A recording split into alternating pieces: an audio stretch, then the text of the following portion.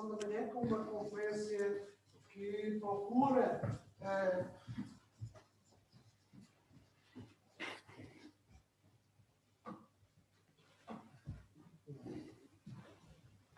portanto, estava eu a dizer, estava a saudar os nossos auditores em Angola, em Cabo Verde, Cidade da Praia e em Maputo. Dizer-lhes que vamos ter, na sequência dos nossos trabalhos, uma conferência nesta manhã que nos vai abrir um bocadinho a porta para sabermos relativamente à Guiné Equatorial e à CPLP. Portanto, vamos aqui poder abordar um tema que julgamos muito interessante e muito atual.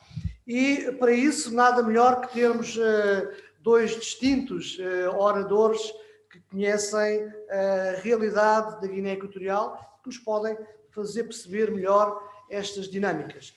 Eu começaria, obviamente, por agradecer, em nome do Sr. General Comandante do Instituto Universitário Militar, a disponibilidade do Sr. Embaixador Tito Mbá para Embaixador da República da Guiné Equatorial em Portugal, para estar connosco via Zoom. É um privilégio, Sr. Embaixador, tê-lo connosco. E agradecer, obviamente, também a presença da minha cara colega e amiga, a professora doutora Ana Lúcia Sá, do Instituto Universitário de Lisboa, do Centro Estratégico de Estudos Internacionais, que hoje também nos dá o grato prazer de estar connosco. Como moderador, temos mais uma vez o Sr. Tenente-Coronel da GNR, Marco Cruz. Eu vou-me dispensar de fazer a apresentação e passaria desde já a palavra. Meu Tenente-Coronel, muito obrigado. Tem a palavra. Muito obrigado. Eu prometo que é a última vez, portanto já não vou encontrar, pelo menos neste curso, neste papel de moderador. Muito bom dia a todas e a todos. Eu cumprimento mais uma vez todos os que estão aqui no auditório e naturalmente todos os auditores que estão nos nossos três polos em Moçambique, Cabo Verde e em Angola. Portanto, saudações também a partir de Portugal. O Tenente-Coronel Luís Bernardino já introduziu um pouco aquilo que será o tema do final desta manhã. Portanto, vamos olhar um pouco para a Guiné Equatorial e aquilo que são desafios também em matéria de segurança e defesa para a CPLP e para os diferentes países. E para isso temos a honra de ter, uma vez mais, ilustres convidados, a quem eu naturalmente saúdo, o Sr. Embaixador Tito Mbá e a Sra. Professora Ana Lúcia Sá, aqui presente. E sem mais demoras, para nós avançarmos na nossa sessão, eu vou fazer uma breve leitura da síntese curricular dos nossos oradores e começo pela Sra. Professora Ana Lúcia Sá, que é doutorada em Sociologia e professora auxiliar no Departamento de Ciência Política e Políticas Públicas e é investigadora no Centro de Estudos Internacionais do ISCTE, do Instituto Universitário de Lisboa. É membro eleita da Comissão Científica e subdiretora do Departamento de Ciência Política e Políticas Públicas. É membro da Comissão Editorial da revista Cadernos de Estudos Africanos e Book Review, editor na African Studies Review. Pertence ao grupo de investigação African Politics and International Relations da Rede Europeia de Estudos Africanos. Foi investigadora de pós-doutoramento no Conselho Superior de Investigação Científica em Barcelona e investigadora visitante no Instituto de Estudos Africanos da Universidade de Colômbia em Nova Iorque. A sua investigação centra-se em regimes autoritários em África, com destaque para Angola e a Guiné Equatorial, contextos sobre os quais já publicou inúmeros livros, capítulos de livros e artigos em revistas científicas. O Sr. Embaixador Tito Mbá Adá é chefe da missão permanente da Guiné Equatorial junto da CPLP, isto desde setembro de 2014, é embaixador plenipotenciário da República da Guiné Equatorial em Portugal desde 2016, mais concretamente desde janeiro de 2016. É jurista de profissão e diplomata de carreira, membro ativo do Conselho Nacional do Partido Democrático da Guiné Equatorial no poder, ocupou várias posições na sua terra natal, na Guiné Equatorial, como diretor-geral no Ministério de Planeamento e Desenvolvimento Económico, conselheiro do Programa das Nações Unidas para o Desenvolvimento, diretor-geral da Política Externa no Ministério dos Negócios Estrangeiros, diretor-geral do Gabinete do Ministro dos Negócios Estrangeiros. No exterior, o Sr. Embaixador serviu para o seu país como primeiro secretário nas embaixadas da Guiné Equatorial em São Tomé e Príncipe e no Gabão. Foi conselheiro da Embaixada da Guiné Equatorial em Yaoundé, nos Camarões.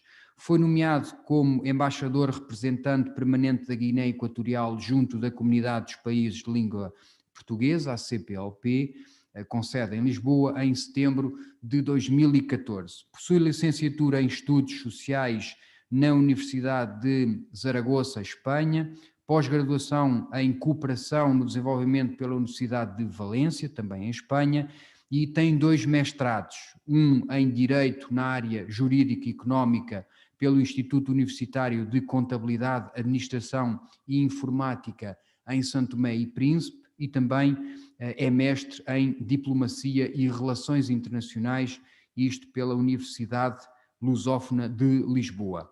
Concluiu diversos cursos, eu destacaria o curso de Geopolítica da África Subsaariana da Universidade Autónoma de Lisboa e também recentemente frequentou o nosso curso de Análise de Informações Militares, que é, como sabemos, ministrado aqui no Instituto Universitário Militar. Tem também curso de Direito Internacional dos Conflitos Armados na Escola de Guerra do Brasil, em Brasília.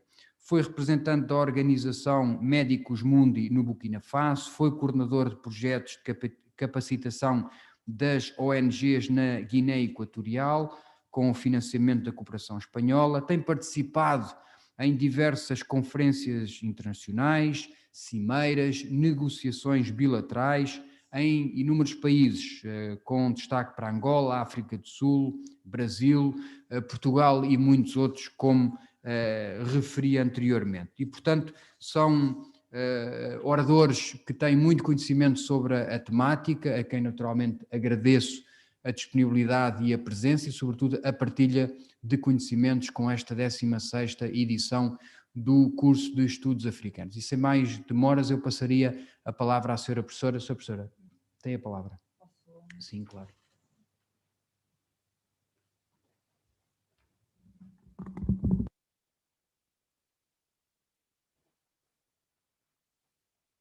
Bom dia, não sei, está tudo operacional.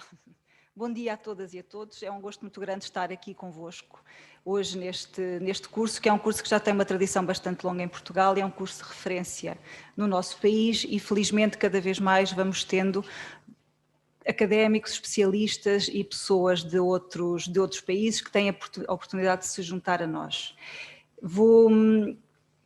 Em termos muito breves, porque me cabe a mim introduzir este painel, a que se seguirá o meu caro Dom Tito Mbada, quem tive o prazer de conhecer, vou fazer uma nota prévia. A perspectiva que eu vou dar é a perspectiva da academia, é a perspectiva de uma académica que estuda este país e que estuda várias dimensões deste país e é nesse sentido também que eu aqui estou. E é muito interessante que seja um painel misto, que possamos ter a oportunidade de ter alguém que faz investigação sobre este país e alguém que, além de ser também um estudioso, tem uma perspectiva de quem tem a dimensão prática e a dimensão política em cargos de alto relevo na Guiné Equatorial. Assim, eu hoje vou primeiramente fazer um breve enquadramento, uma breve introdução ao país, desconhecendo qual é o conhecimento que todos nós temos do país e até salientando alguns estereótipos que muitas vezes se colocam sobre a Guiné Equatorial. Depois abordarei um tema das relações internacionais, que é a forma como organizações internacionais fazem, promovem transições para processos democráticos ou práticas democráticas em países que experienciam outros tipos de regimes. Depois falarei da agência desses próprios regimes autoritários em termos de promoção internacional, que mecanismos utilizam para se promoverem internacionalmente e para sobreviverem. E, por fim, brevemente, um tema sobre a presença da Guiné Equatorial da CPLP e, como dizia o meu querido amigo Tenente-Coronel Luís Bernardino, que ganhos de parte a parte é que podem existir nesta relação desde que a Guiné Equatorial entrou como membro de pleno direito em 2014. Então, a Guiné Equatorial foi um país e era conhecida como a única colónia espanhola na África subsaariana. Não era o sistema colonial espanhol em África não foi um sistema colonial muito sistemático como foram de outras potências europeias. Baseava-se nas redes de exploração, nas redes de aproveitamento de pessoas, de terras, de recursos, sendo o cacau e o café, grandes recursos, e a madeira também da região continental, grandes recursos explorados pelo sistema colonial espanhol, que desenvolveu leis semelhantes a outros sistemas coloniais, como o francês, o português ou o belga, de assimilacionismo, pelo menos teoricamente, e de promoção de algumas camadas sociais em detrimento de outras. Naturalmente, como todos os sistemas coloniais, foi um sistema de grande violência, mas por ser o único país nessa grande região chamada África subsaariana que era uma colónia espanhola, acabava sempre por ser mais negligenciado, por ser uma espécie de outlier, um país ou uma colónia que não tinha a mesma dimensão e o mesmo conhecimento que outras teriam por via das potências coloniais. E aqui começou a nascer uma das primeiras imagens associadas à Guiné Equatorial, que é a da negligência, da invisibilidade internacional, de não ser um país conhecido, que perdurou até bastante recentemente e foi uma tónica dominante ao longo da primeira presidência do país. Foi um país que teve uma negociação para a independência pactada e negociada com o antigo colonizador, sob os auspícios da ONU, e tornou-se independente em 1968, e a independência teve como marco a realização de eleições legislativas e eleições presidenciais. Ou seja, ao contrário de outros países, como Angola ou Moçambique, não houve uma luta armada para a libertação, houve uma independência pactada e realizada através de eleições, o que foi um caso interessante, considerando que era o regime franquista, o regime colonizador da então Guiné Espanhola. Nas primeiras eleições, à segunda volta, ganha o presidente Francisco Macias Nguema, que instaurou aquela que é considerada pela literatura, uma das mais brutais ditaduras do continente africano. Muitas vezes é comparável a Idi Amin, é conhecido por ter instaurado uma chamada ditadura de triste memória, com a existência de toda uma geração perdida, e este é o título de um poema de Balboa Boneca, um poeta da Guiné Equatorial, que se considera que durante esta primeira ditadura, que durou até 1979, havia assassinos em massa, perseguições, proibição de se dizerem determinadas palavras, a população não circulava livremente, havia um controlo muito estrito de várias instituições, havia a cumplicidade da Igreja Católica da Guiné Equatorial para não sofrer represálias, e não se sabe ainda hoje o número exato de desaparecidos, mortos ou exilados causados pela primeira ditadura da Guiné Equatorial, de Francisco Macias Nguema, que teve o seu fim no dia 3 de agosto de 1979, no chamado golpe da liberdade, no qual a junta militar começou a governar, liderada pelo que é ainda hoje o atual presidente da Guiné Equatorial, Teodoro Nguema Mbasogo.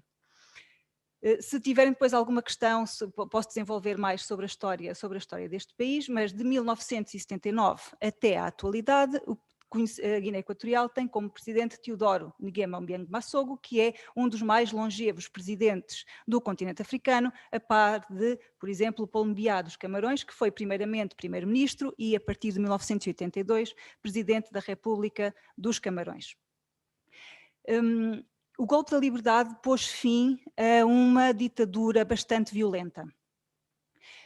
não foi propriamente instaurada uma ditadura militar, ainda que nos primeiros anos essa tenha sido a tónica, era um regime militar, sem partidos políticos, mas que conseguiu trazer esperança de que o país iria melhorar, de que já não seria possível haver execuções em massa ou um grande número de exilados, sendo convidadas várias pessoas até a retornarem ao país. Durante vários anos foi um país que não teve partidos políticos, até que em 1986 o Partido Democrático da Guiné Equatorial foi criado por Teodoro Obiang Nguema. É o partido dominante, é o partido que tem ganhado todas as eleições até à atualidade, e foi também o Partido Democrático da Guiné Equatorial que conduziu, sob os auspícios do presidente Obiang Nguema, o país para o multipartidarismo na década de 90, a par das outras transições para regimes multipartidários que se passaram um pouco por todo o continente. Havia um problema que vinha de antes no consulado do presidente Teodoro Obiang, principalmente nos primeiros anos. Espanha, a antiga potência colonial, tinha decretado que não deveria haver notícias sobre a antiga colónia no seu país. Não deveria haver transmissão de informações sobre todas as brutalidades que se passavam na Guiné Equatorial.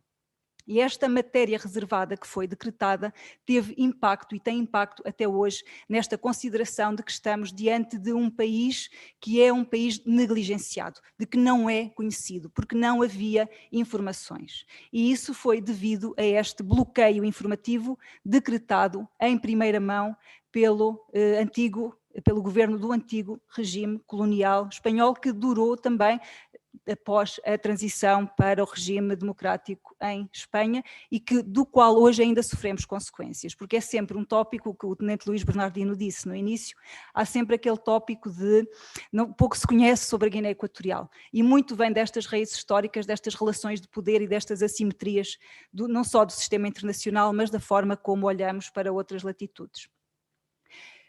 Ainda assim, coube ao presidente Teodoro Obiang Nguema a transição para o multipartidarismo, vários partidos da oposição foram legalizados, é um país no qual, havendo um partido dominante, há vários partidos da oposição legalizados que não se podem considerar partidos da oposição fortes e que coloquem qualquer entrave ao partido da governação. Realizam-se eleições, é um país que tem várias instituições em mão e que internacionalmente também tem jogado o seu papel. E o que é que nos diz a literatura sobre as organizações internacionais e sobre a promoção da democracia? Há várias formas de instituições ou os chamados grandes poderes pressionarem países para determinado tipo de transições. E muitas vezes esses países, esses chamados grandes poderes, promovem a chamada democracia de acordo com a sua ótica, de acordo com o seu ponto de vista sobre o que poderá ser a democracia. Foi nesse sentido que no início da década de 90 começaram a ser realizadas as eleições multipartidárias em todo o continente africano, ou quase todo o continente africano. Porquê? Porque as eleições, esse momento eleitoral, era considerado como a dimensão central de um processo democrático. Depois, todos nós conhecemos o processo de transição para outro regime que se deu no Iraque ou na Líbia por intervenções militares externas.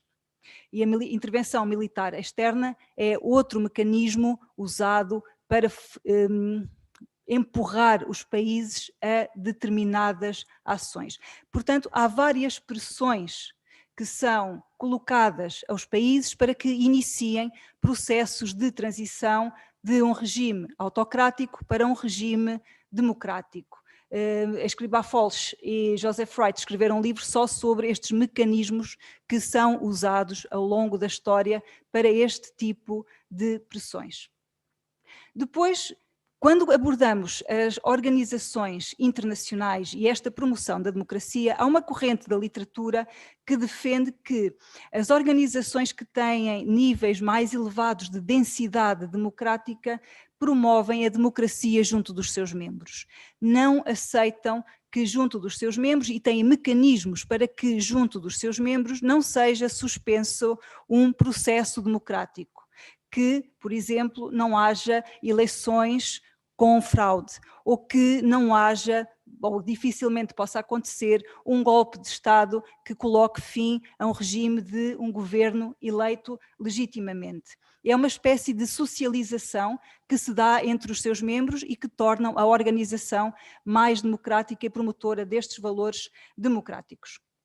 E isto tem muito a ver com que membros devem ser aceitos em que tipo de organizações. E há organizações internacionais de toda a natureza. Há organizações internacionais globais, como é o caso da ONU e das suas agências. Há organizações regionais, como é o caso da União Africana ou da União Europeia, e há organizações, suborganizações regionais, como é o caso de todas as comunidades económicas regionais do continente africano, que têm regras próprias e que muitas vezes implicam questões interessantes em termos de pertença, como o caso de Angola, que pertence à SADC e à CEMAC, em termos de organizações regionais. Mas a aceitação destes membros, e há organizações como a CPLP que são descontínuas no espaço, são como a Commonwealth também e a Organização da Francofonia também, porque são organizações que se inspiram, se pudermos dizer assim, no passado colonial dos seus membros, nas ligações que só existem porque houve uma relação anterior colonial e que, por esse motivo, implica esta descontinuidade geográfica. Nestes processos de socialização, considera-se muitas vezes que é muito difícil à União Europeia aceitar que haja agora um grande boom de regimes autoritários, porque pode haver mecanismos internos da UE para prevenir uma ascensão ou processos de autocratização, como se vem verificando em todo o mundo e também na UE. Depois, as organizações regionais têm processos decisórios bastante diversificados e habitualmente têm codificadas as condições de acesso e as condições de punição entre os seus Estados-membros quando há uma prevaricação dos estatutos e quando há um incumprimento dos vários estatutos. Mas este é o lado das organizações internacionais, o lado, no fundo, do grande chapéu de chuva. E, em termos dos próprios regimes autoritários, há vários mecanismos que têm sido usados, e tudo isto deriva da literatura sobre estes contextos mais difíceis. Há vários mecanismos de sobrevivência autocrática que estão estudados e estão em contínuo estudo, em contínua reestruturação. Segundo David Hart, a repressão é a medula óssea de todos os regimes autoritários. E a repressão pode ser execuções sumárias e o silenciamento de dissidentes, mas pode ser também o controlo de internet ou o controlo de meios de comunicação social, ou seja, a repressão pode ter formas mais ou menos violentas. No entanto, todos os regimes utilizam mecanismos de repressão que se distinguem dos chamados mecanismos de violência de que falava Max Weber, dos mecanismos de violência do Estado, das várias instituições de garante da ordem e da segurança. Vão além disso e podem chegar a esta censura de que vos falei. Depois há todo um outro lado da literatura que defende que as instituições e a forma como as instituições funcionam são o garante de que uma ditadura vai sobreviver e que dificilmente uma ditadura que realize eleições, que tenha um governo e que utilize as leis e que aplique lei, consegue garantir a sobrevivência. Depende depois de como é que as instituições são ou não controladas por quem detém o poder, que pode ser o presidente ou pode ser o chefe do executivo, que muitas vezes coincidem em regimes presidencialistas.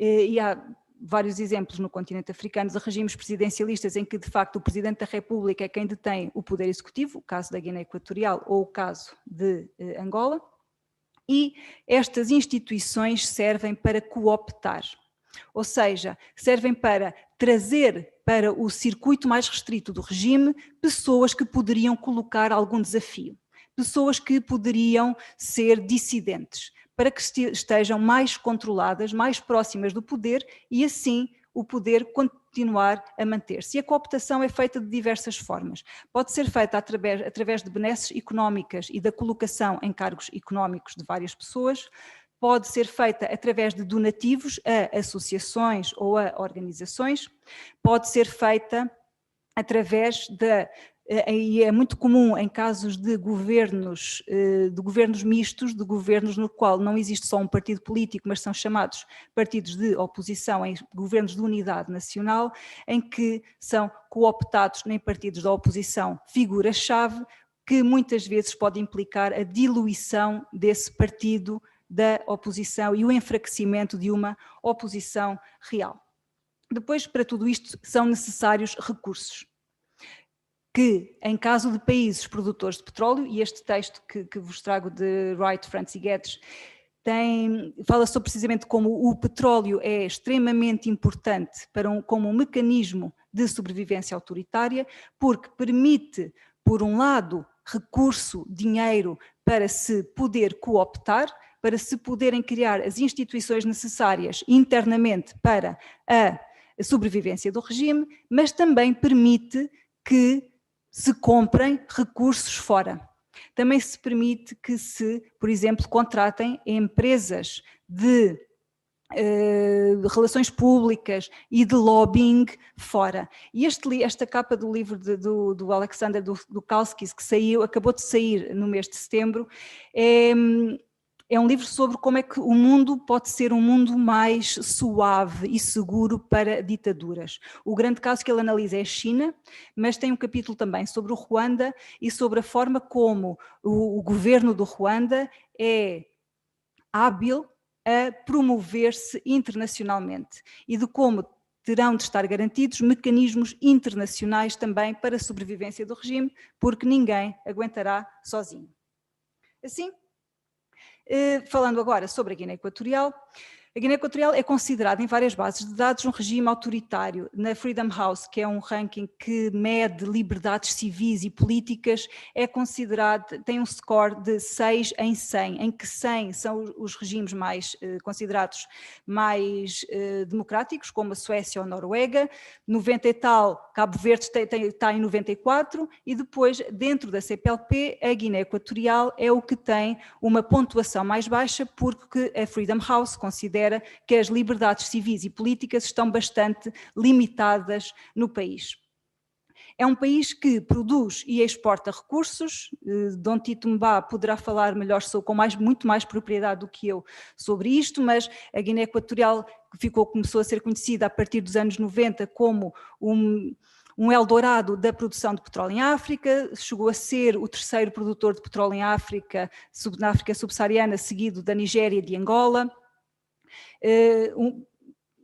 Como é que, muitos questionavam como é que um país tão pequeno tem tanta riqueza, um país com uma população que se estima em pouco mais de 1 milhão de habitantes, produz tanta riqueza, exporta tanta riqueza, no caso o petróleo, mas também a madeira e outros bens que já vinham de antes. E a Guiné Equatorial é considerada na literatura sobre estes casos como um caso de grande resiliência autoritária, como o são outros, como é, por exemplo, o caso angolano, ou como é o caso chinês, e ou Coreia do Norte, como é que estes regimes se mantêm.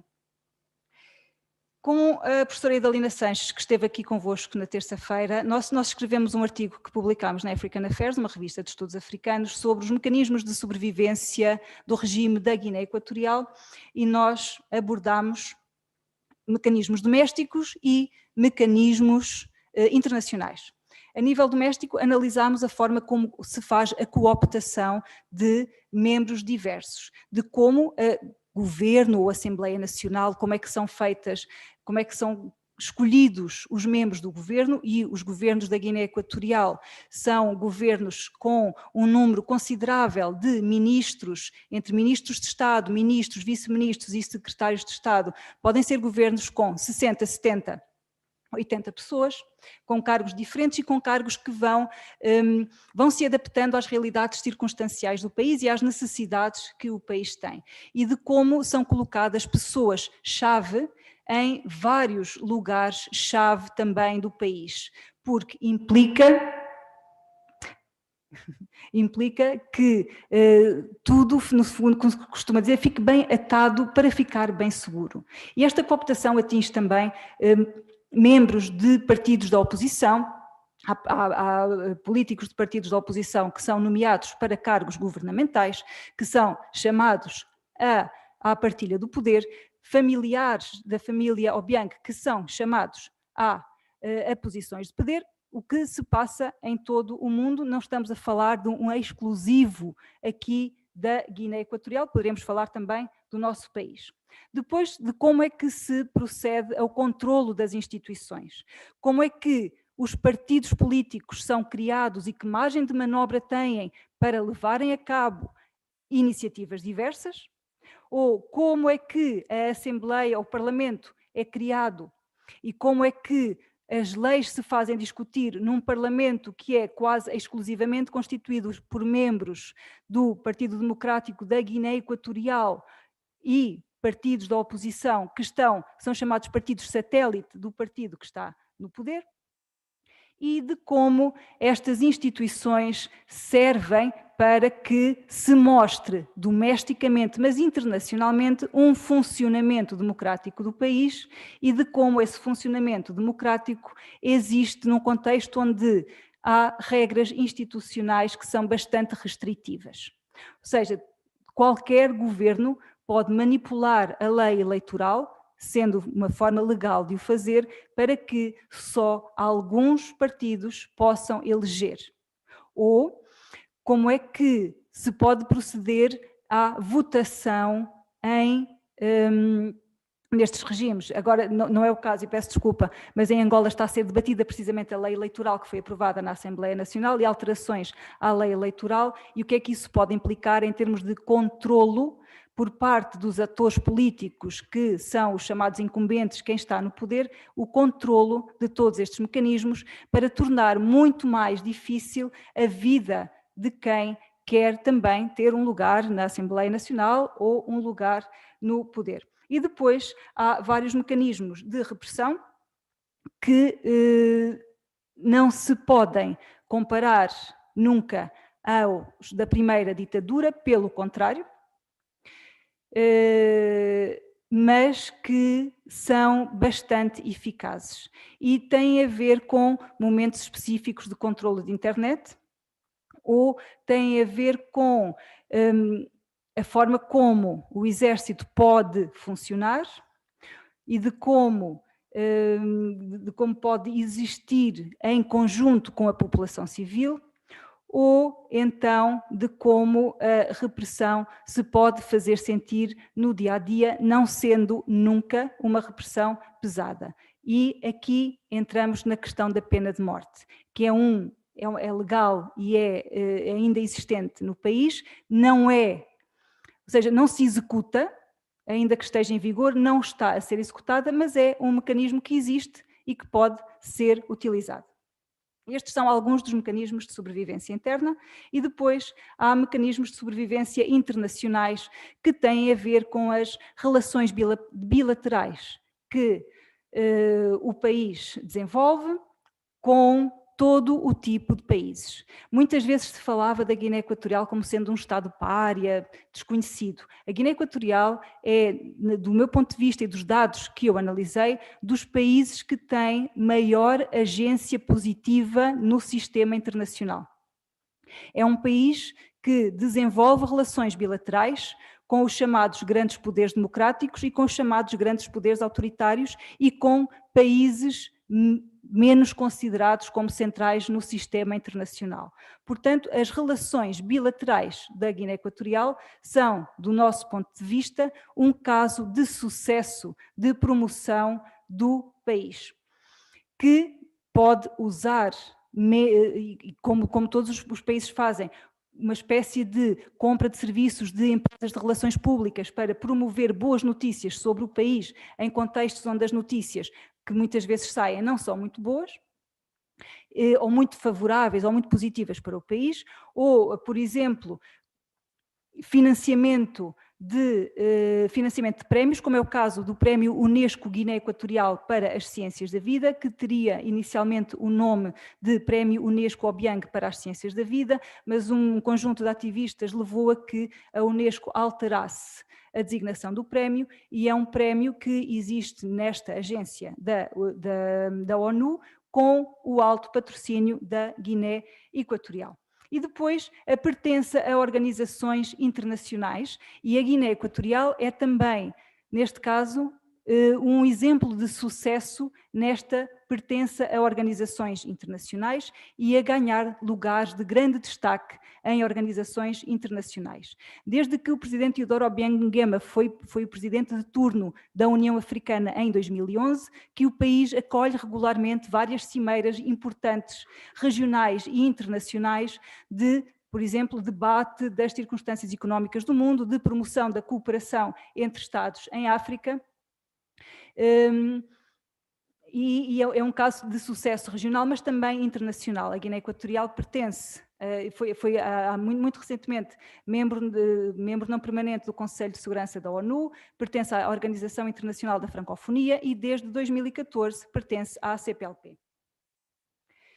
E a CPLP, não vou detalhar-me aqui muito na CPLP, preferirei falar sobre a Guiné Equatorial, desenvolve muitas vezes encontros regionais, da perspectiva não académica, mas da cidadã, muitas vezes nós não sabemos muito bem o que é a CPLP, a não ser que haja um encontro anual em que apareça nas notícias, e não se fala muito desta CPLP, não é considerada uma instituição próxima dos cidadãos, não é considerada uma instituição que, de facto, seja visível para todos os cidadãos dos países que compõem a CPLP. É uma plataforma intergovernamental, intercontinental, que tem agendas específicas, que desenvolve planos de ação específicos e tem nos seus estatutos o primado da paz, da democracia, do Estado de Direito, dos direitos humanos e da justiça social. E, no processo de adesão da Guiné Equatorial à CPLP, em Maputo, em 2012, estabeleceu-se que se faria um roteiro com 5 eixos, para que o país que pretende a adesão seja admitido como membro de pleno direito na CPLP, que é uma instituição que tem a língua portuguesa como língua oficial de todos os países que a compõem, ainda que em muitos contextos não seja uma língua de sociedade, de sociabilização. E então, neste roteiro estabeleceu-se que na Guiné Equatorial teria de ser adotada e promovida e usada a língua portuguesa. E, por decreto presidencial, foi adotado o português como língua oficial do país, a par do espanhol e a par do francês, que também é uma língua oficial. Ainda que línguas de uso corrente possam ser muito o espanhol e línguas chamadas nacionais, sendo a maioritária a língua da comunidade Fang, que é a comunidade maioritária no país, ou o Pidgin como uma língua de comunicação, principalmente na ilha de Bioko, na cidade de Malabo, uma língua de comunicação entre pessoas com diferentes backgrounds culturais. Portanto, por decreto presidencial, a língua é tornada uma língua de uso. Isto levou a algumas indignações por parte de falantes de Fadambo, que é um crioulo de base lexical portuguesa falado na ilha de Anubon, que determinavam que eles sim, os falantes de Fadambo, são a comunidade que ainda tem um chamado ligação, uma espécie de ligação cultural ao português, porque é uma língua que deriva lexicalmente do português e não foram chamados a intervir neste processo. O segundo eixo determinava que deveria ser implementado este acervo comunitário destes estatutos, o primado da paz, o Estado de Direito, a promoção democrática. E neste caso, dever-se-ia eliminar a pena de morte, deveria haver um respeito pelos direitos humanos e a promoção de princípios e práticas democráticas. E a questão da pena de morte é a questão que é ainda falada em cada cimeira que se realiza, porque a pena de morte ainda está em vigor na Guiné Equatorial, porque o Código Penal em vigor na Guiné Equatorial é o Código Penal franquista de 1963 que previa a existência de pena de morte. Não é caso isolado, em muitos países africanos, nos que foram colónias de antigos países, muitos dos códigos penais em vigor são os códigos penais do antigo colonizador, que são bastante punitivos, e podemos falar de antigos colonizadores, ditaduras como Portugal e Espanha, ou democracias como Inglaterra e França, mas eram bastante punitivos e são mecanismos ainda usados para eliminar e limitar direitos e liberdades fundamentais junto dos cidadãos. Portanto, a pena de morte ainda está em vigor, há um debate de alteração do Código Penal que vem sendo feito há bastante tempo, e uma estratégia sempre usada na promoção internacional tem sido a necessidade do país mostrar que necessita de assistência para revisões legais. Desde 1985 que o país pede junto de organizações internacionais assistência para uma adequação das leis, mas não se efetuou até ao presente, mas está em discussão. O terceiro eixo é da reabilitação da memória histórica e cultural, que é muitas vezes aquele fio condutor da CPLP que nós podemos dizer que tem bastante impacto e que vai ter impacto, mas que, sem falar em laços comuns ou paternalismos ou irmandades, mas de que muitas vezes pode ser interessante à CPLP desenvolver de facto mecanismos de preservação cultural, mecanismos de interligação, até em termos de encontros literários entre todos os escritores de todos estes espaços que compõem a CPLP. Infelizmente não temos tido tradução de escritores da Guiné Equatorial em Portugal, mas há escritores brilhantes, que são brilhantes internacionalmente, que ainda não têm obras traduzidas para português, como Donato Ndongo ou Juan Tomás Ávila Laurel. Só há um cartoon de Ramón Essono Balé traduzido pela Tigre de Papel. Depois, a comunicação institucional era um outro eixo, e a forma como as plataformas interagiam entre si, de como a Guiné Equatorial institucionalmente desenvolveria um papel fundamental também na CPLP, de colaboração entre todos os membros da CPLP. E, por fim, o último eixo era o quinto eixo de promoção e integração da sociedade civil nas atividades da CPLP, que, curiosamente ou não, foi um eixo que apenas existiu no primeiro relatório e que desapareceu dos restantes, que não foi considerado mais por todos os intervenientes, seja da Guiné Equatorial, seja por parte da CPLP, o que também creio que nos sinaliza algo interessante sobre a CPLP, e vou passar para as considerações finais, que é a desconsideração da sociedade civil e do potencial da sociedade civil. De muitas vezes estarmos a falar apenas entre governantes ou nas esferas mais altas do Estado e desconsiderarmos os outros atores que podem ter papéis interventivos de relevo, que são a sociedade civil, mas são outros. Vários tipos de associações, vários tipos de organizações, vários tipos de instituições que escapam ao radar de toda esta, até do que nos é transmitido a nível de notícias. Eu creio que aqui há um potencial muito interessante de parte a parte entre sociedade civil de todos os países e a CPLP, de haver mais promoção de diálogo, de haver mais promoção de encontro, de haver mais promoção de práticas e de boas práticas entre os membros da sociedade civil e membros da comunidade educativa de todos os países. Sendo este curso um bom exemplo desta prática mais dialogante. Depois, muito se falou também agora, nesta última cimeira de Luanda, sobre a Guiné Equatorial não está a cumprir, portanto, deveria ser expulsa da CPLP. A CPLP não tem mecanismos de expulsão de Estados-membros e, do meu ponto de vista, a Guiné Equatorial está a fazer tudo, e sempre fez tudo, para estar na CPLP como um membro de pleno direito. Se há um incumprimento, o incumprimento é da CPLP em primeiro lugar. Já que a Guiné Equatorial, mesmo não tendo sido cumprido o roteiro de adesão, é um membro de pleno direito, então é um membro de pleno direito. E costume, como analista de questões políticas, o discurso do nosso primeiro-ministro António Costa dizer que muito dificilmente, num breve espaço, a Guiné Equatorial terá um lugar de destaque na presidência da CPLP, porque a Guiné Equatorial é um membro de pleno direito da CPLP, uma mostra da grande habilidade, da grande agência internacional que o governo da Guiné Equatorial tem e que dá lições a todos nós, porque é muito complexo a um país conseguir ter boas relações bilaterais, para já manter-se com o mesmo regime de instituições bem sólidas, bem sedimentadas para o regime se manter e que tenha apoio internacional de todos os atores e relações privilegiadas, não só no quadro da CPLP ou da Organização Internacional da Francofonia, mas também com países tão diversos como Israel, Turquia, Marrocos, China, Estados Unidos, União Europeia, etc, etc. E ficava por aqui. Muito obrigada.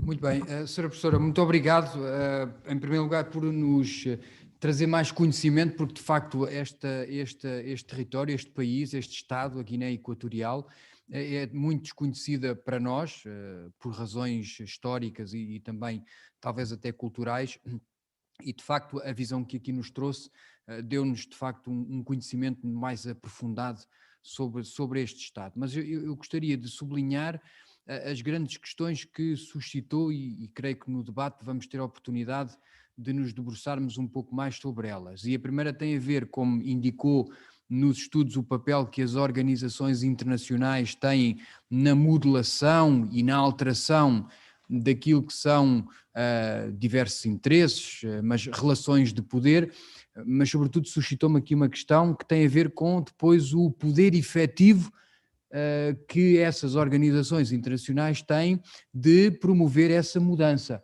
E eu que estudo um pouco mais a União Europeia faz um pouco isso, e há um conceito que é antigo na União Europeia, que é o conceito da europeização, e aquilo que são os critérios de Copenhaga, que todos os Estados-membros, ou candidatos a Estados-membros, têm que obedecer. Bom, mas depois isso acaba por ser muito difícil de executar, e acaba por também serem feitas muitos malabarismos no sentido de conseguir acomodar, porque há Estados que efetivamente não produzem essas alterações. E de facto depois no debate eu gostava de suscitar um pouco esta questão.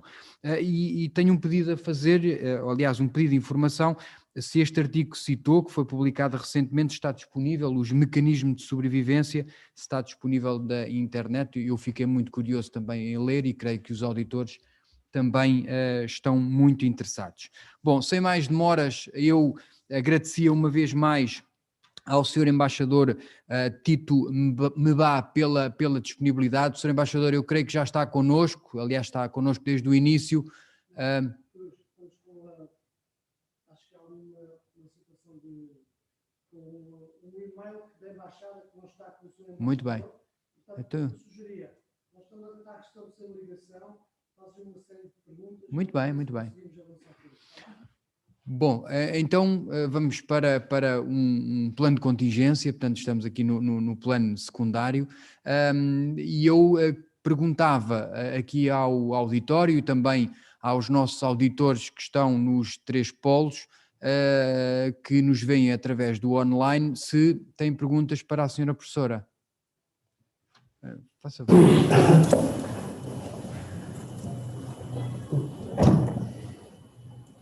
Professora, eu sou o Vasco Sono, sou aluno de doutoramento na Universidade de Lisboa, em RI, na especialização de Estudo de Segurança e Estratégia. A professora falou sobre as organizações que, direita ou indiretamente, têm desenvolvido ações para a implementação de regimes democráticos em África.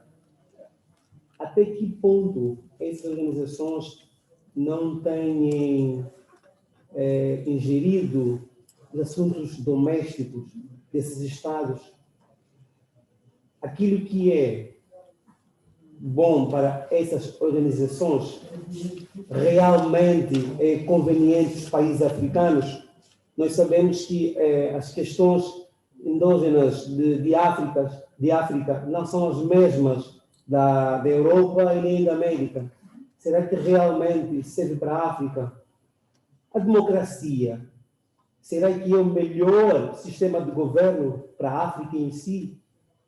Porque muito antes eu considero invasão, muito antes da invasão europeia em África, já existia reinos, já existia, entre aspas, governos, e não existia democracia. Democracia é um conceito, desculpa se eu estiver errado, que foi desenvolvido, pronto, e pensa-se em transferir-se para a África. Pronto. Pode ter pessoas contra, pessoas a favor, mas será que realmente é a democracia o ideal para a África? São várias questões que estão ali. Desculpa.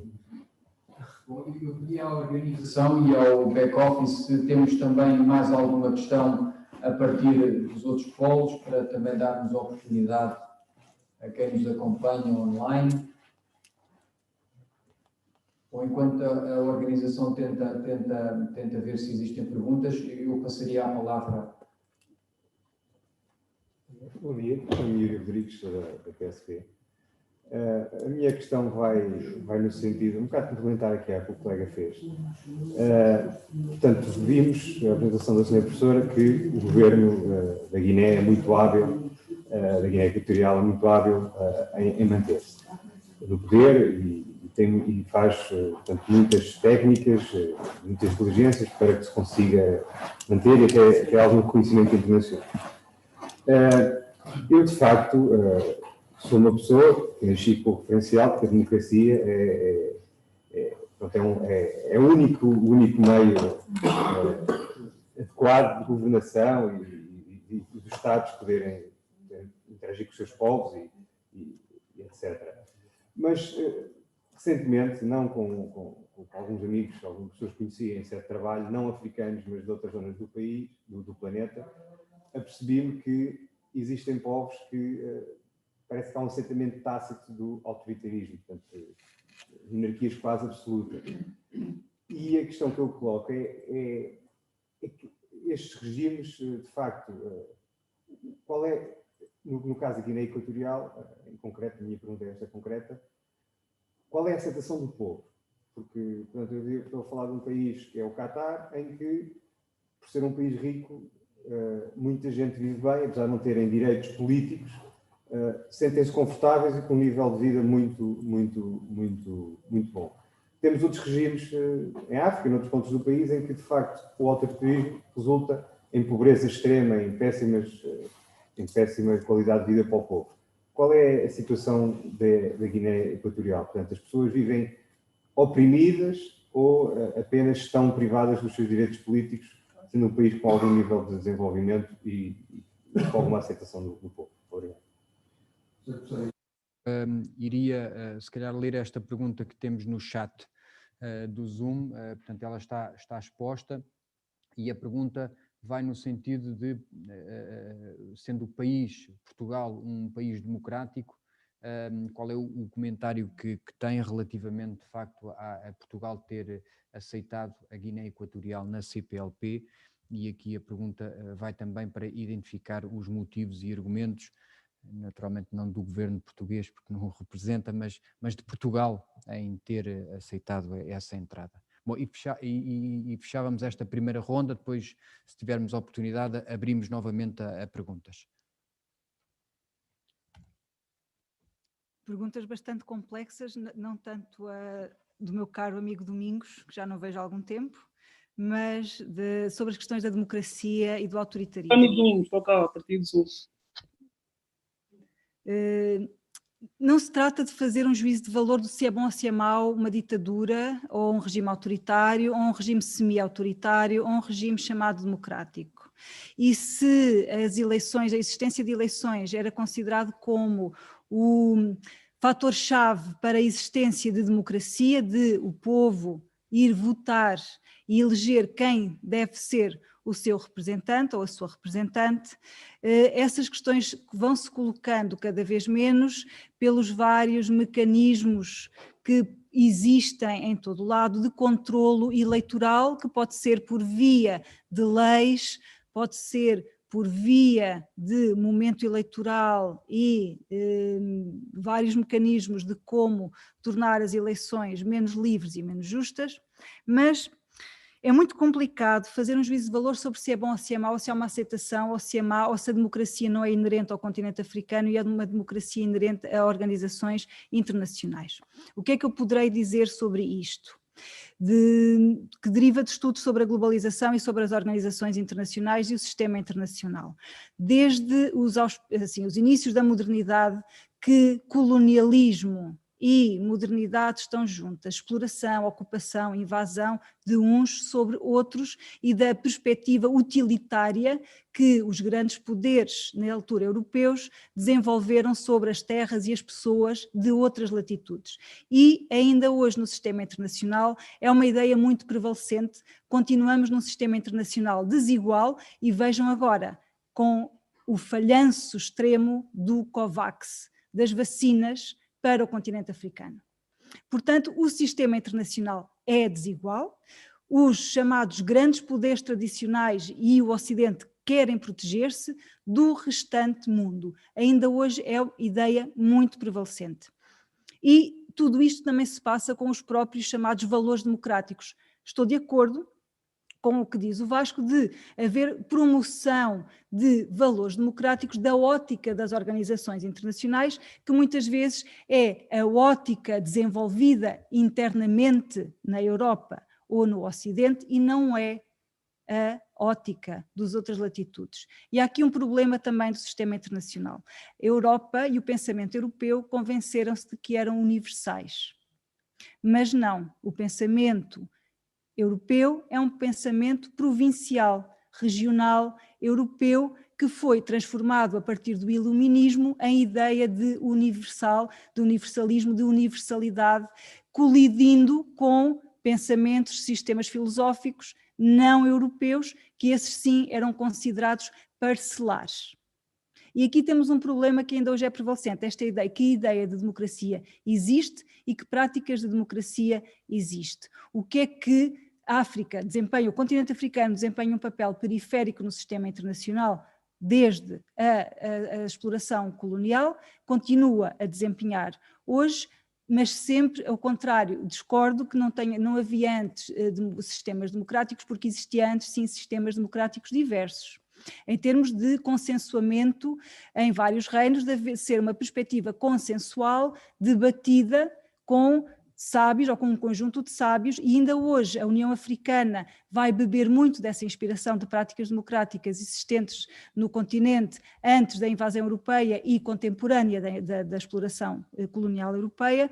O Botsuana, por exemplo, todo o Senado do Botsuana funciona com base num chamado direito pré-existente, ao chamado direito herdado do sistema inglês, em que no Senado têm assento os chamados líderes tradicionais, autoridades tradicionais, como queiramos chamar, mas para precisamente haver prática democrática endógena de elaboração do poder e de execução do poder. Mas eu não entraria pelo melhor sistema de governo, porque eu também acredito que sim, que a democracia é um melhor sistema de governo, as práticas democráticas são um melhor sistema de governo, ainda que eu, a nível académico, me interesse pela criatividade e pela engenharia autocrática que existe no continente africano e não só, mas que de facto nos leva a pensar, e no atual momento em que vivemos, porque é que estamos em momentos de autocratização em vários pontos, a que se deve o sucesso dos chamados líderes populistas que vão elegendo cada vez mais membros em parlamentos europeus, ou o que é que também explicou a vitória de um outsider da política, Donald Trump, como presidente dos Estados Unidos. Ou seja, tudo isto são formas de nós também pensarmos que, de facto, o que quer que queiramos considerar como democrático, que não tem necessariamente que ver com uma ótica eurocentrada ou impositiva destas organizações. Eu tenho muita dificuldade em dizer qual é a aceitação do povo da Guiné Equatorial em relação ao seu regime. Porquê?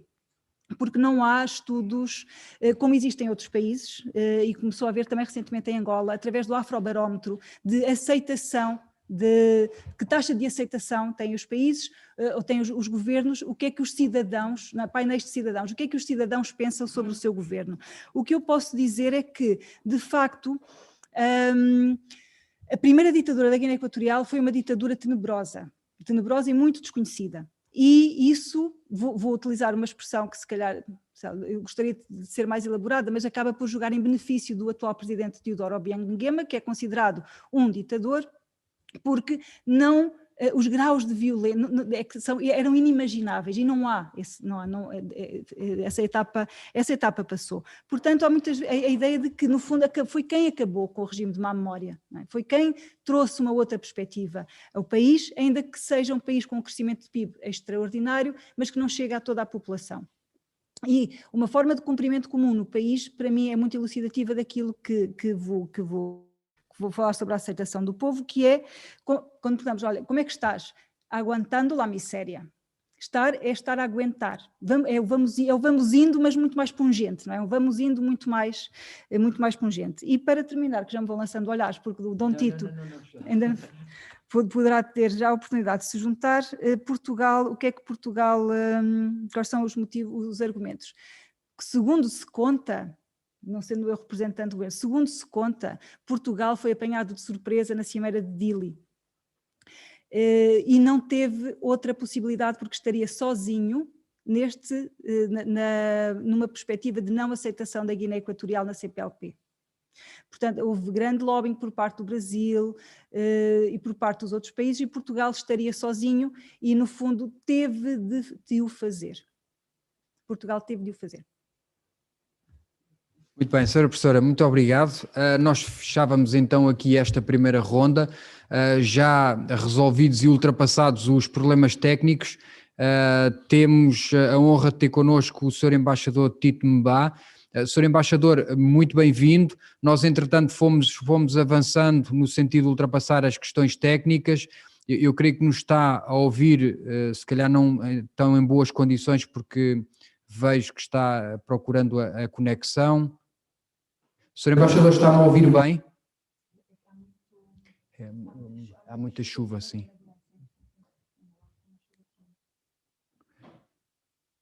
Sr. Embaixador, bom dia.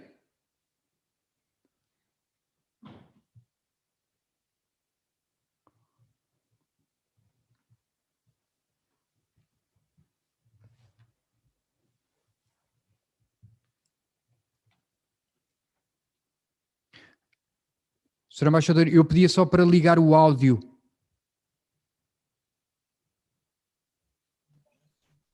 Agora sim, está. Então, agora?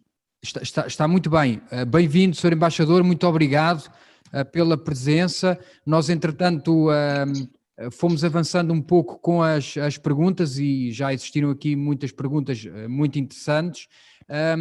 Eu, sem mais demoras, daria a palavra ao Sr. Embaixador. Sei que há alguns problemas técnicos, portanto, eu sugeria que avançássemos. Muito obrigado a todos. Pido desculpas, sofri bastante. As novas tecnologias estão complicadas, mas podemos seguir diretamente com as perguntas. Eu sei que o meu colega já falou, a minha amiga Ana também. Gostava de escutar as suas intervenções, mas não tenho problema, podemos ir diretamente às perguntas. O Sr. Embaixador, eu peço desculpa, nós entretanto não chegámos à leitura do texto que o Sr. Embaixador teve a amabilidade de enviar. Portanto, se o Sr. Embaixador quiser fazer a intervenção ou se preferir que nós chamemos aqui o Dr. Leandro Jesus para ler a sua comunicação, é como preferir. Bom, dá igual, podemos rapidamente fazer. Já foi a leitura, foi feita? Não foi, Sr. Embaixador. Tivemos, entretanto, num período de debate até ultrapassar as questões técnicas e como entrou, Okay. Eu parei e pronto, e estou a passar-lhe a palavra. Se podem fazer a leitura rapidamente, podem fazer, não tenho inconveniente. É como preferir, se o senhor quiser de viva voz, eu penso que seria preferível. Alô, está-me a ouvir bem? Estou a ouvir bem, sim, senhor. Estamos a ouvir bem. Ok, muito obrigado. Então, rapidamente cumprimento a todos. Muito brevemente apresento as minhas saudações a todos todos os presentes, pido desculpas pela a situação da conexões. A história recente da Guiné Equatorial é muito particular. É só quem a desconhece é que acha que teria feito melhor. A seguir, a tão desejada independência, sofremos mais de uma década de uma crise generalizada das instituições, da economia, da população, da fé e da esperança. Só que não se recorda dessa época chamada de triste memória e que pode achar que agora vivemos muito mal e sem condições. Apenas nos anos 80 do século passado é que podemos começar a recuperação de um país arrasado durante 11 anos. E isso com escassos recursos econômicos, até também recursos humanos qualificados. Felizmente, nos anos 90 tivemos a descoberta dos recursos naturais, de hidrocarbonetos, como todos sabemos. Não fosse por isso, de certo, agora não haveria as situações atuais, hospitais, autoestradas, aeroportos, portos, centros escolares, etc., etc., e melhorar as condições de vida. A gestão não tem sido sem falhas. Nenhum governo é infalível, mas temos conseguido, paulatinamente, sair da absoluta miséria para uma sociedade com taxas aceitáveis de alfabetização, de eletrificação, de saneamento básico, de bem-estar social. A Guiné Equatorial, como sabe, já fazia parte da CEMAC, que é a Comunidade Econômica e Monetária dos Estados da África Central, desde 1994. As suas transações econômicas eram essencialmente com estados francófonos da nossa região. Contudo, a sua central ligação à lusofonia, que muitos desprezam, e o reconhecimento potencial para o crescimento da CPLP, agora ampliamente reconhecido, levaram o governo a tentar a sua aproximação e, finalmente, a sua integração na CPLP. Os benefícios econômicos para a Guiné Equatorial não seriam evidentes na altura. Por outro lado, os compromissos necessários à integração exigiram uma mudança no funcionamento das instituições e da mentalidade do país. O tema da abolição da pena capital, castigo tão fácil, mas tão imoral, se bem que ainda popular em alguns países, foi realizada por decreto, o que tem criado muita ansiedade. Contudo, a moldura legal para substituir esse conceito não é fácil mudança, mas finalmente o novo projeto de Código Penal, que anula a substituir o anterior, heredado da colonização espanhola, está em processo de finalização nas câmaras do Parlamento Nacional. Há um tempo para tudo, como sabemos, há um tempo para tudo. Assuntos tan importantes não podem ser acelerados.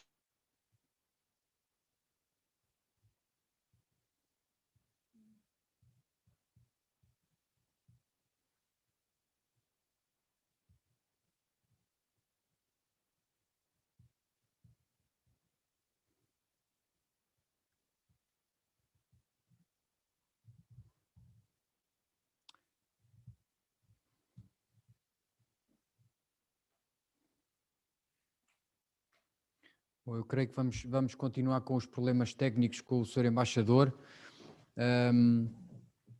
Eu sugeria talvez que procurássemos, e perguntava antes de avançar ao back-office se conseguimos ou se essas dificuldades vão permanecer. Eu sugeria eventualmente, doutor, se quiser ler a comunicação do Sr. Embaixador, se calhar devemos ficar com a ideia, obviamente que falando ele próprio seria muito melhor, mas como temos aqui a comunicação, portanto vamos seguir com a leitura e já vi que na Guiné Equatorial parece que há destes últimos 3 dias tem estado a chover muito e não temos estado a conseguir a ligação em boas condições. Portanto, eu propunha que fosse dessa forma. Bom, deixem-me apresentar o Dr. Leandro Jesus, que é o representante da Guiné Equatorial na CPLP e, tendo em conta os problemas técnicos, vai ler a comunicação do Sr. Embaixador. Doutor. Muito bom dia. Só vou fazer uma continuação do que o embaixador já tinha lido. Há um tempo para tudo. Assuntos tão importantes não podem ser acelerados com imposições descabidas. Bem assim, o caso da implantação da língua portuguesa. Foi a primeira língua europeia a chegar àquelas paragens. O fadambo que a doutora falou há pouco é uma evidência disso. Mas o castelhano era a língua da administração. Durante a época colonial, era a língua ensinada nas escolas, usada pelos governantes. Não será de um dia para o outro que toda a gente vai começar a falar o português correto. Mas as sementes foram lançadas. Há ensino da língua portuguesa nas escolas, há programas na televisão em português, vai haver formação no âmbito do programa de apoio à integração que a doutora também fez menção há pouco, criado em 2011 para apoiar a integração da Guiné Equatorial na CPLP, a correta integração na CPLP, porque já estamos integrados na CPLP. Mas só agora posto em prática. Os progressos para a Guiné Equatorial e para a sua população têm sido constantes. É por isso que muitas críticas são desonestas, porque não consideram estas melhorias para a população, ignoram os prazos necessários para as mudanças legais e jurídicas e arvoram um desconhecimento olímpico da realidade multiétnica e multicultural do país. Estamos confiantes de que o desafio de implantação da língua portuguesa nas novas gerações vai ser ganho. Irá haver um maior e melhor engajamento na administração, nos procedimentos internos da CPLP. A diversificação da economia no espaço da CPLP será uma realidade. Teremos necessariamente que estar atentos, com a ajuda dos Estados-membros da CPLP, às questões da segurança interna fronteiriça, são os golpes de Estado, marítima, que é a pirateria que falamos nos dias anteriores, e aceitaremos de bom grado toda a ajuda externa, mas passaremos bem sem ingerências na gestão do país, seja de quem for. A terra é fértil, a chuva é abundante, reina a paz e continuaremos na senda do progresso e do desenvolvimento para o país. Muito obrigado. Muito obrigado. Eu convidava a sentar-se connosco para fazer parte também desta próxima fase do debate.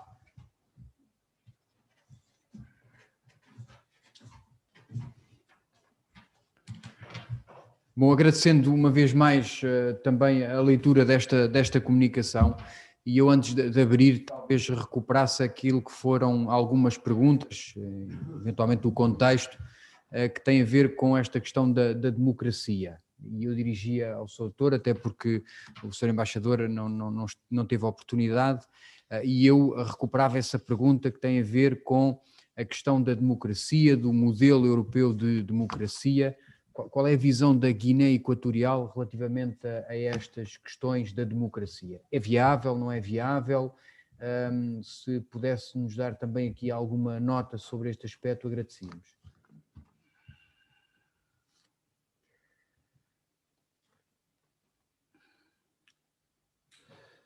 Muito obrigado. Infelizmente, sou diplomata, economista, mas trabalho numa missão diplomática. O tema da hierarquia tem muito impacto. O senhor embaixador tinha que estar presente. Muito bem. Eu não estou realmente autorizado a fazer as questões que têm a ver com o país neste âmbito. Muito obrigado, Sr. Doutor. Bom, nós sugeria que avançássemos para a abertura ou reabertura do período de debate, portanto, quer aqui, quer também no online. Por favor, mais questões? Faça favor. Sou coronel da Guarda Nacional Republicana, obviamente aquilo que eu expressado não vincula à Guarda Nacional Republicana, estou aqui como auditor do curso. Eu quero manifestar que de facto fiquei aqui um bocado confuso, e este confuso Eu peço desculpa interromper, eu pedi só para tirar a máscara, só para depois no online conseguir apanhar a pergunta. Estava a dizer que fica de facto aqui um pouco confuso, e este confuso é em jeito de provocação, porque perante aquilo que já foi afirmado, e pegando agora na vertente da CPLP, que tem como os princípios, que já foi referido, portanto, o princípio do primado da paz, da democracia, dos direitos humanos e da justiça social, e perante aquilo que já foi referido sobre a questão da Guiné Equatorial, sobre uma correta integração na CPLP, portanto, eu começo por dizer que eu por princípio defendo a inclusão, a integração. É preferível do que afastar, em todos os aspectos, principalmente nos aspectos sociais. Isso para mim é inquestionável. Portanto, e que é bom levar, obviamente, a questão da Guiné Equatorial pretender aderir à CPLP. No entanto, há aqui muitas zonas cinzentas a diluir, e portanto era esta, eu voltando à situação inicial que me referi, portanto fiquei aqui um pouco confuso com esta questão daquilo que foi dito em relação à Guiné Equatorial. Obviamente falta-nos aqui, mas gostaria que isso fique, gostaria de ver melhor explicado a questão da situação atual na Guiné Equatorial, sempre no interesse e no desejo de que, de facto, a questão social seja entre aspas, resolvida, se não é que já está resolvida. Mas isto é uma questão que, obviamente, os presentes poderão explicar, não só a mim, obviamente, a todos os auditores. Muito obrigado. Não, muito obrigado. Há mais alguma questão? Faça favor. A minha questão prende-se com os média. Eu pedi um bocadinho, não sei se chegaram a focar este ponto ou não, relativamente à Guiné Equatorial, e sendo os média um dos barómetros fortes sobre o estado do Estado, vamos pôr assim, como é que estamos de média na Guiné Equatorial? Há média estatais, há média privados, grupos económicos que estejam por trás? Muito obrigado. Bom, eu se calhar fechávamos com estas duas perguntas. Sim, há mais uma terceira. Sim. Peço desculpa, não ouvi. Embora não seja exatamente da Guiné Equatorial que eu quero falar, qual o parâmetro ou qual o termômetro usado estas instituições que referimos nas perguntas passadas para dizer que não existe democracia, por exemplo, num determinado país de África. Uma pergunta muito direita. O presidente do Ruanda é um ditador? Ele está no poder desde 2020, de 2000. Ele é um ditador ou não é? Percebe-se que existe uma satisfação, pelo menos temos acompanhado pelos mídias, pela internet, existe uma satisfação de uma parcela significativa da população no Ruanda em relação ao seu governo. Mas ele está há 20 anos no poder. E onde é que enquadramos, então, a tão desenvolvida ou a tão almejada alternância? Por aí. Muito bem, Sr. Embaixador, eu não sei se me está a ouvir em condições, nós pelo menos a imagem está ótimo. Eu gostava só de dar nota que, entretanto, o Dr. Leandro Jesus já leu a restante comunicação e, portanto, já abrimos uma vez mais o período de debate. Temos aqui 3 perguntas, não sei se teve a oportunidade de as ouvir. Eu pedia só para ligar o áudio, Sr. Embaixador. Já? Agora sim, estamos a ouvir perfeitamente. Não tive oportunidade de seguir as questões. Se podia rapidamente fazer-me as questões todas para aproveitar as condições agora que tinha para responder. Sr. Embaixador, uma das perguntas tem a ver com o papel, e sendo os órgãos de comunicação social um dos barómetros para aferir aquilo que é o Estado. Uma das perguntas, e foi dirigida mais diretamente, talvez o Sr. Embaixador possa nos dar essa visão mais consolidada, qual é que é o estatuto ou qual é que é o papel que os órgãos de comunicação social têm na Guiné Equatorial? São estatais, são privadas, são apoiadas internamente pelo Estado ou são suportadas financeiramente por atores externos? Portanto, eu se calhar ficaria por esta questão, penso que é aquela que é mais direcionada para o Sr. Embaixador, e se eventualmente tiver ouvido outra questão, por favor, tem a palavra. Muito obrigado. Como sabem, o papel da comunicação é fundamental. Na Guiné Equatorial, o país tem uma lei, ou várias leis, que regulam o exercício das comunicações. Há vários órgãos de comunicação social, estatais e privados. Até agora, alguns estão a trabalhar no mundo digital e recebem subvenções do Estado para o seu serviço, mas é necessário que as próprias entidades de comunicação tenham que fazer o reforçamento de sua capacidade operativa.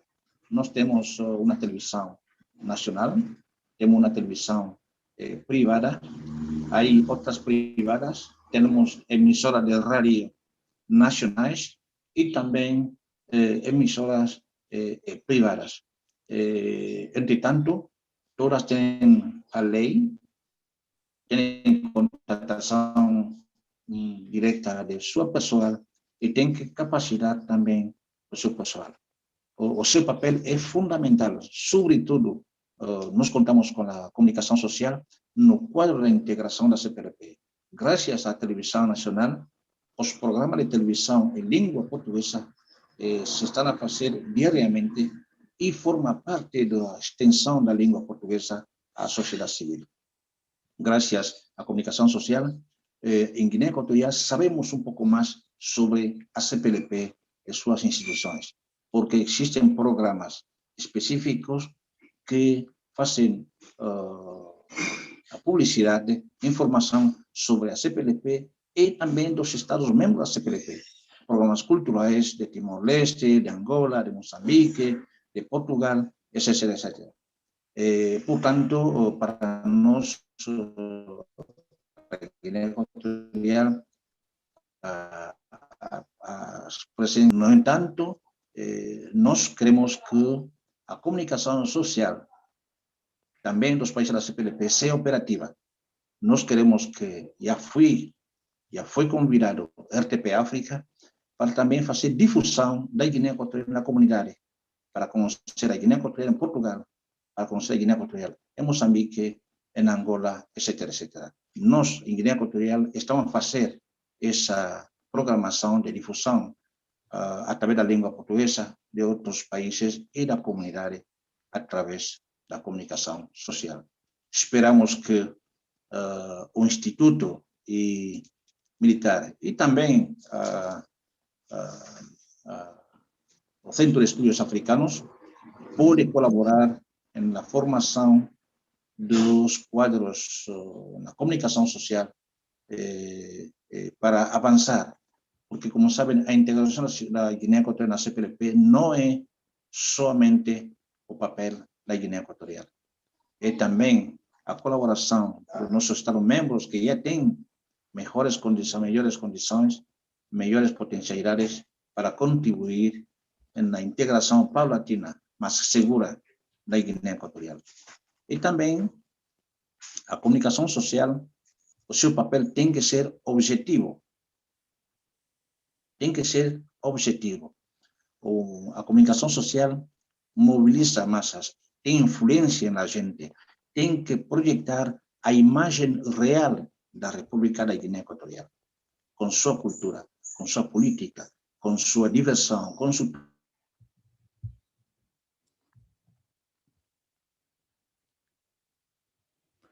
Eu ia dizer que íamos aproveitar os ventos favoráveis das condições técnicas para falar na questão social, mas já não tive a oportunidade. Bom, enfim, vamos ver se o Sr. Embaixador, entretanto, reúne as condições técnicas necessárias. Eu, entretanto, passaria a palavra à Sra. Professora. Eu vou começar pela questão dos média, porque foi um tema agora abordado pelo Sr. Embaixador Dom Tito. Eu não tenho conhecimento que haja meios de comunicação social fora da órbita da alçada governamental e que haja meios de comunicação social independentes, mas há acesso à internet e há a possibilidade de consulta e de outros meios de comunicação social. O que há é fora da Guiné Equatorial por mão de antigos colonos em ligação a partidos de oposição. Há um site chamado Assodegue, que é de um cidadão espanhol ligado a um partido de oposição da Guiné Equatorial que dá notícias que habitualmente não são transmitidas sobre o país há bastantes anos. É um site bastante antigo, que existe desde o início deste século, e há plataformas como a Rádio Macuto ou o Diário Rombe, que são dois sites conduzidos por dois cidadãos da Guiné Equatorial que vivem fora do país, um vive em Espanha, o outro vive em parte incerta, por receio, e que vão transmitindo informações e vão divulgando, por exemplo, fotografias que lhes são enviadas por pessoas que estão na Guiné Equatorial e que vão transmitindo outras questões. Agora, muitas vezes entramos aqui naquilo que Dom Tito dizia, divulgar a imagem real da Guiné Equatorial. Há escolhas editoriais sobre o que é a imagem real ou o que não é a imagem real e sobre aquilo que nós quisermos aprofundar mais, e eu aqui entraria na pergunta do Sr. Coronel sobre as zonas cinzentas e a situação atual da Guiné Equatorial, da questão social resolvida. Eu não sei se compreendi muito bem a questão e não me considero a pessoa com mais propriedade, vou fazer como o Dom Leandro, não serei a pessoa com mais propriedade para falar sobre este tema, porque a minha perspectiva, como é bastante visível, eu sou uma cidadã portuguesa, académica, que faz investigação, eu vou ter sempre esta perspectiva de quem faz investigação, vou ter sempre uma perspectiva externa e não uma perspectiva desde dentro. Agora, e pegando nas palavras também de Dom Tito Mbá, da imagem real da Guiné Equatorial,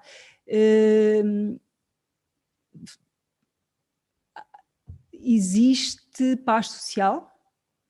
Existe paz social, a nível social existe um bom entendimento das pessoas que têm as mesmas contingências e as mesmas dificuldades do dia-a-dia, e uma dificuldade meteorológica é esta chuva que nos está a impedir de ouvir em condições Dom Tito, porque, não sei se viram imagens de ontem de Malaba, as ruas estão alagadas, os carros estão intransitáveis, isto são dificuldades que se colocam a nível diário.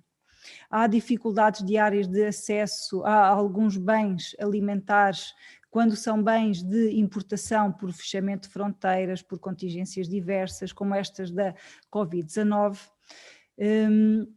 Mas é um país que tem, que na minha perspectiva, tem paz social, e essa paz social é também gerida a nível governamental para que se mantenha um status quo, tanto social como político. Não sei se respondi de forma cabal a esta questão, e também por desconhecimento de vários assuntos, mas é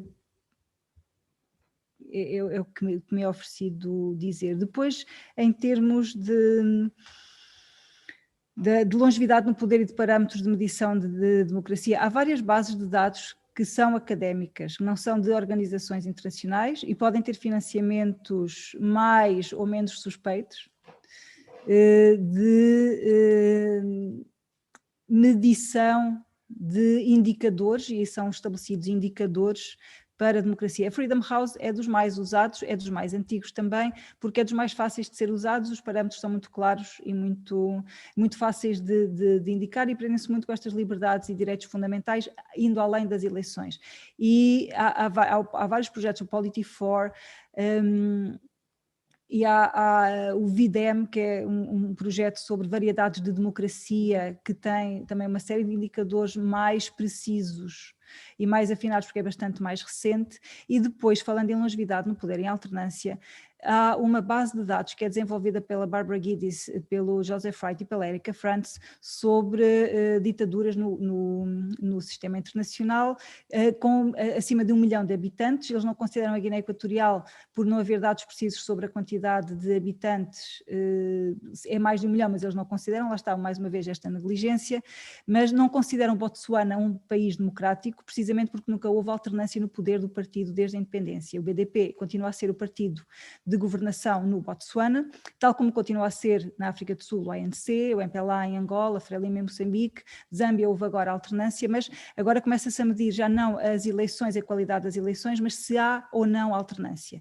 E de facto tocou na questão do $1 milhão sobre o Paul Kagame e o Ruanda, e o Ruanda é considerado um regime ditatorial pela perseguição a dissidentes, ou seja, tem a ver com este modelo, uma espécie de agora haver modelos de os ditadores desenvolvimentalistas, os ditadores que desenvolvem o país, mas depois a que custo é que para a dissidência isso tem, e se há ou não liberdade da expressão e possibilidade de liberdade de expressão, mas essa sua questão é a questão de $1 milhão em quem estuda agora autoritarismos.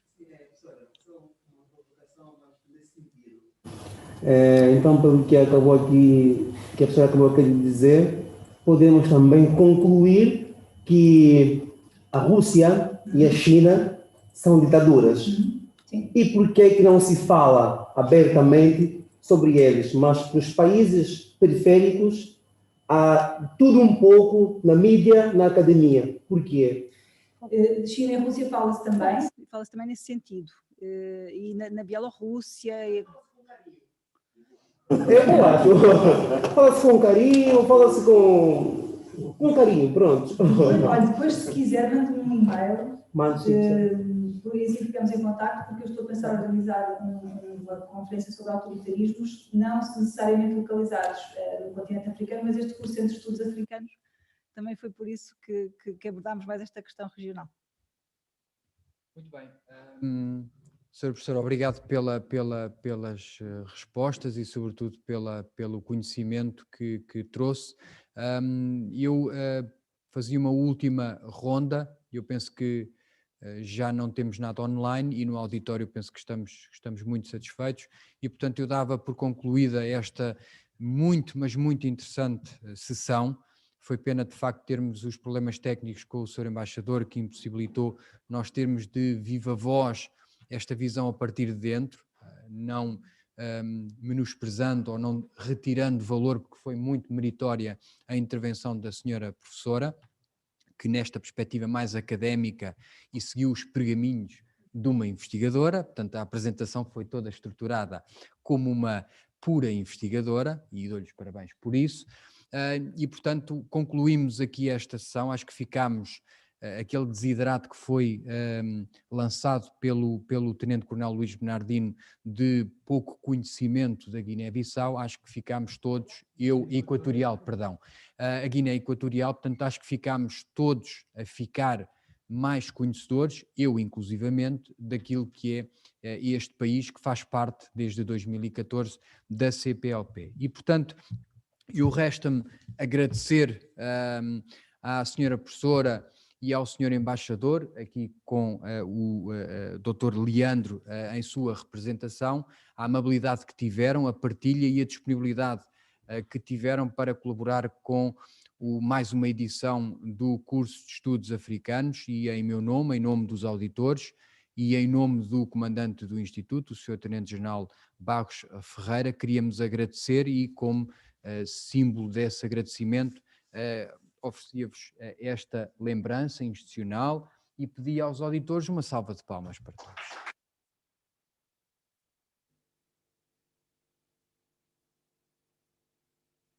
Pronto, estando concluído o meu papel como editor, portanto fica assim encerrada a minha participação.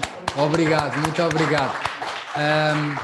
Foi um gosto, foi um prazer, espero que aqueles que vão para fora, que regressam bem, espero ver-vos em breve num curso ou noutro tipo de ocasião. Muito obrigado, muitas felicidades.